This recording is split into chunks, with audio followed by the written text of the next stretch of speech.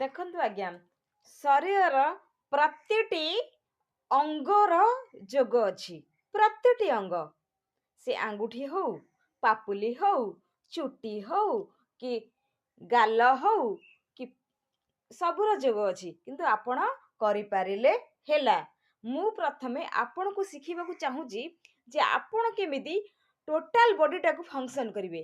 କେବଳ ପ୍ରାଣାୟାମ। ପ୍ରାଣାୟାମ ହିଁ ଆପଣ ଶରୀରକୁ ଶୁଦ୍ଧ କରିପାରିବ। କେବଳ ପ୍ରାଣାୟାମ। ବୁଝିପାରିଲେ? ମୁଁ ଯୋଉ ଆପଣଙ୍କୁ ଟିପ୍ସ ଦଉଛି, ଆପଣ କେବଳ ଏ ଯୋଉ ହୁଏତ ଆପଣଙ୍କୁ ସେଟା ଖରାପ ଲାଗିପାରେ, ଆପଣଙ୍କୁ ଲାଜ ଲାଗିପାରେ, କିନ୍ତୁ ଆପଣଙ୍କୁ ସୁସ୍ଥ ରଖିବାରେ ସାହାଯ୍ୟ କରିବ ଏଇ ପ୍ରାଣାୟାମ। ଏଇ ପ୍ରାଣାୟାମ ହେବ ଆପଣଙ୍କ ଜୀବନର ସୁନ୍ଦରତାର ମୂଳ ମନ୍ତ୍ର, ସୁନ୍ଦରତାର ଚାବିକାଠି। ବୁଝିପାରିଲେ? ବୁଝିପାରୁଛନ୍ତି ନା ନାଇଁ?